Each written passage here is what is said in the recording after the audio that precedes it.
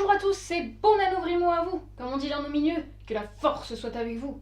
Et qu'elle soit aussi avec moi accessoirement parce que quand cette vidéo sortira, je serai très probablement dans un coin en train de pleurer, de fatigue, de stress et de fatigue, après avoir passé toute la nuit à écrire, évidemment. D'ailleurs, j'espère que ça se passera bien pour moi, parce que je me connais, je suis capable de, à la dernière seconde, tout envoyer balader, tout ce que j'ai planifié, pour faire quelque chose qui vient de me passer par la tête. Or, c'est un petit peu la meilleure solution pour foncer dans le mur. Et foncer dans le mur dès la première semaine, c'est pas une bonne façon de commencer le Nanovrimo. C'est pour ça que, fière de ma très grande expérience, n'est-ce pas, j'ai décidé de vous donner quelques petits conseils afin de triompher du nano cette année. Allez, c'est parti.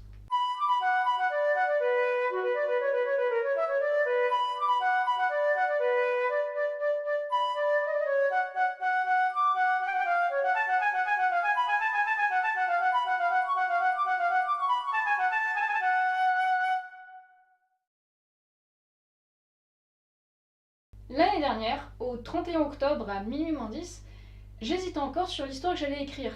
Autant vous dire que celle-là, je l'avais pas vraiment planifiée. Y aller au jour le jour, c'est une technique. Je dis ça dans le sens, ça peut être votre technique, la façon dont vous allez réussir. C'est le fait de se laisser porter par son inspiration du moment, d'y aller sur le tas, de laisser les petits détails de la journée, par exemple, nous inspirer. Et petits détails qu'on va insuffler dans notre histoire dès que le soir sera arrivé, que nous serons bien confortablement devant notre ordinateur. Mais pour certains, ils vont préférer planifier. Et à ce moment-là, planifier pour le Nanovrimo, vous pouvez y aller, mais autant que vous voulez. La seule règle à respecter, c'est qu'il ne faut pas commencer à écrire avant le 1er novembre. Mais à partir de là, vous pouvez faire toute la liste des chapitres avec un court résumé, tous les personnages, leur histoire, leurs liens les uns avec les autres. Vous pouvez par exemple aussi décider d'écrire plusieurs accroches, et puis au 1er novembre, vous choisirez celle qui vous convient le mieux, celle qui vous inspire le plus sur le moment, et vous la choisirez et vous commencerez à écrire votre roman. C'est vrai que la première phrase est très délicate, et mieux vaut déjà avoir une petite idée de comment la tourner, sinon vous pouvez rester bloqué, et alors là, rester bloqué très très longtemps. Mais c'est ça que nous essayons d'éviter, n'est-ce pas ? Voici le pitch. Vous êtes en novembre et il faut écrire. Ou plutôt, vous allez me dire, il faut trouver le temps d'écrire. Alors retenez bien ce que je vais vous dire. Vous l'avez. Vous n'allez jamais manquer de temps pour écrire. Vous aurez toujours le temps dont vous allez avoir besoin. Alors c'est vrai que certains d'entre nous, avant le 1er novembre, on fait un grand ménage d'Halloween, où on se prépare des plats à l'avance. Si ce genre de choses fait que vous allez économiser du temps sur novembre, bien faites-le. Mais fondamentalement, il va y avoir que deux méthodes. Celle de se fixer un créneau horaire et celle d'écrire dès que possible. Mais dans tous les cas, il va falloir écrire tous les jours. Parce que oui, 50 000 mots, c'est une montagne. Divisé par 30 jours, ça l'est plus vraiment. Ça fait quoi, 2, 3 pages ? Personnellement, ça me prend 1h15, 1h30, et je fais souvent plus 2000 que 1600. C'est tout à fait faisable. Mais il faut vous faire un moment à écrire, par jour. Et si par exemple le mardi vous ne pouvez pas du tout écrire, eh bien vous prévoyez qu'un autre jour de la semaine, le mercredi ou le samedi, vous allez y passer doublement du temps pour rattraper le jour perdu. Si vous choisissez de prendre un créneau horaire, assurez-vous qu'il soit stable. Pas de rendez-vous dans ce créneau sur tout le mois. Faites en sorte qu'il n'y ait pas d'exception possible. Pour autant, ça ne veut pas dire qu'il doit être fixe en termes d'heures. Par exemple, moi, mon créneau horaire, c'est après le repas. C'est-à-dire que généralement, je vais commencer avec une Word War à 21h pour me motiver, mais dépendamment de l'heure à laquelle je finis de manger, ça peut être plus ou moins 21h, voire 22h. Mais c'est mon créneau, c'est-à-dire qu'après le repas, pas de film, pas de dernière révision, j'écris. Point. En fait, vous allez vous apercevoir que tout le reste va se déplacer en fonction de votre créneau. Par exemple, si c'était le moment où vous faisiez le ménage, et ben vous allez le faire avant ou après, et si vous le faites après, ça ne décalera rien de vos autres activités. Je pense que c'est l'une des plus belles leçons que le NaNoWriMo apporte. Nous dire qu'on a le temps. On a toujours le temps en fait, mais il faut le vouloir. Si vous ne le voulez pas, si vous n'essayez pas, si vous vous dites ouah, tant pis pour aujourd'hui, vous ne l'aurez jamais. Par contre, il suffit juste d'essayer, mais un tout petit peu, et vous verrez que vous aurez toujours le temps dont vous avez besoin. Et au passage, vous verrez aussi qu'il n'en faut pas beaucoup de temps pour apprendre une nouvelle habitude. Bon, je vous l'accorde, je n'ai jamais gardé les habitudes du NaNoWriMo passé le 1er décembre. Mais ça, c'est parce que j'ai une flemme assez élevée. Si j'avais pas le NaNoWriMo, déjà j'écrirais pas beaucoup. Jusque-là, j'ai parlé que des créneaux horaires.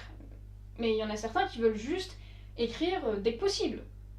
Et bien dans ce cas-là, munissez-vous d'un bloc-notes, d'une feuille de papier, de votre portable, et dégainez tout le temps.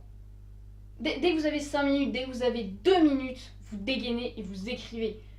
Pendant l'intercours, à la pause café, dans le tram ou en attendant le tram, dégainez, écrivez. Pas besoin d'avoir le reste de votre roman à portée de main, pas besoin de savoir si ça se relie bien avec ce que vous avez écrit la veille. On s'en fiche, juste écrivez.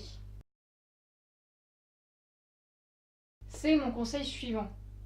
Pendant ce mois de novembre, vous allez pondre des pages. Pas un roman. Encore moins un roman prêt à être publié. Après oui, vous aurez fait le plus difficile. Ce qui suivra, ce sera de la relecture et un peu de réécriture. Mais vous aurez fait le plus difficile. Mais ça sera pas du détail, ça sera pas parfait. Alors surtout, ne vous mêlez pas d'incohérences. Sauf si ça risque que vous jetiez la moitié du roman à la poubelle. À ce moment-là, mieux vous arrêter tout de suite et repartir comme si vous ne l'aviez jamais faite. Mais pour le reste, vous avez dit qu'ils partent à la tombée de la nuit dans le chapitre et au chapitre suivant, vous écrivez le voyage en plein jour. On s'en fout. Ça sera pour la relecture, ça. Rappelez-vous que vous allez écrire tous les jours pendant un mois. Vous allez faire un roman que sans le NaNoWriMo, vous auriez fait quoi en un an minimum? Vous allez avoir le nez dans le guidon. Aucun recul possible. Qu'est-ce que vous voulez essayer de faire dans les détails? Personnellement, je pars pas souvent avec des notes, mais en tout cas, j'arrive toujours avec des notes. Parce qu'il y a des choses qui vont se passer qui sont trop importantes et qu'il faut absolument pas que j'oublie. Et du coup, je vais les noter quelque part. Mais pour le reste, c'est un vrai bazar. Il y a 2 ans, j'avais un personnage, c'était l'animal de compagnie de mon héroïne, mais un animal magique quand même. Je l'oubliais 50% du temps. Je ne suis jamais retournée en arrière pour modifier ça, pas avant la relecture. Parce que c'est la règle d'or du NaNoWriMo. Aucun retour en arrière. Jusqu'au 1er décembre, vous ne relisez pas une seule de vos lignes. Vous m'avez bien comprise.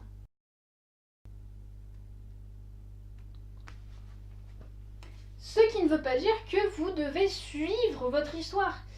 Oula, pas du tout. Pas du tout. Faites les scènes qui vous inspirent le plus. Vous bloquez sur une scène, passez à la suivante. Vous hésitez entre 2 scènes, mais il y en a quand même une qui vous inspire le plus, mais qui est dans 3 chapitres, faites-la. Peut-être que demain, la scène que vous n'avez pas faite aujourd'hui, vous allez la faire. On s'en fiche de l'ordre.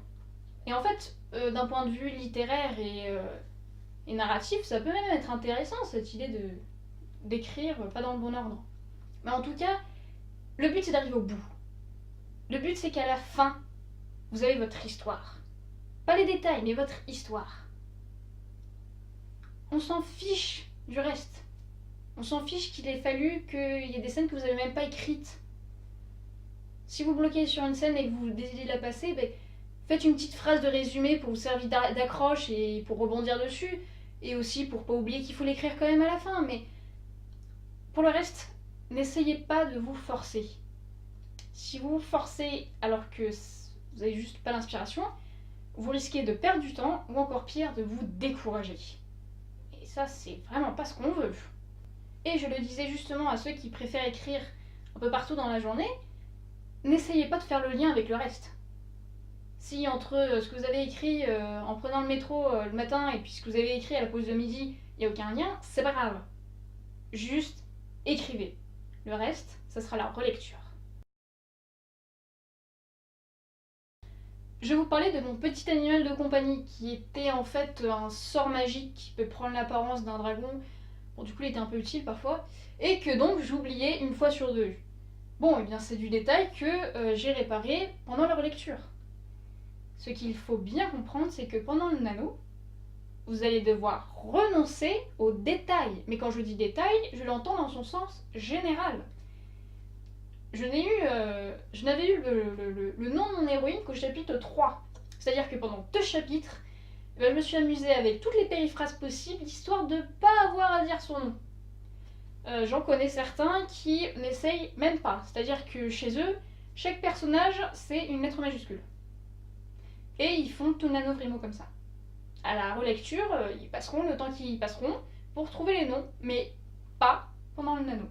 Je sais aussi qu'il y aura dans l'assistance des littérateurs, des perfectionnistes du style, dont j'en suis malheureusement une aussi. À vous, je vous dis non. Non, vous ne ferez pas ça ce mois-ci. Je sais, je suis l'une des premières à réécrire une phrase 10 fois pour changer une virgule, ou à passer une demi-heure à chercher le mot exact qui veut dire exactement ce que je veux dire. Pas de ça pendant ce mois-ci. Je me rappelle que quand j'écrivais encore sur du papier, parce que maintenant j'écris plus assez vite donc je perds le fil, bah, dès qu'il y avait un mot où je savais que c'était pas du tout bon, je mettais une petite étoile et je passais. Et je savais à la relecture, même si du coup à la relecture je pouvais réécrire des passages entiers, et bien à la relecture, en voyant la petite étoile, je savais que c'était exactement le mot que je voulais pas. Du coup, je pouvais passer tout mon temps pour trouver le mot exact. Mais ça, c'est la relecture. Ouf, enfin fini. J'espère évidemment que ces conseils vous seront utiles, mais pensez aussi à tout ce que peuvent fournir les internets.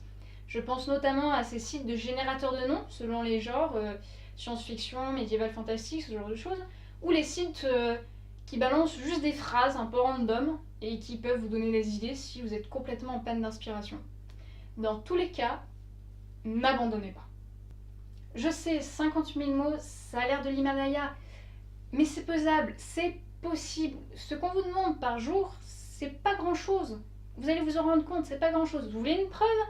Rien que le script de cette vidéo, il fait plus de 1500 mots. Et je l'ai fait en 45 minutes, 50 minutes. C'est faisable.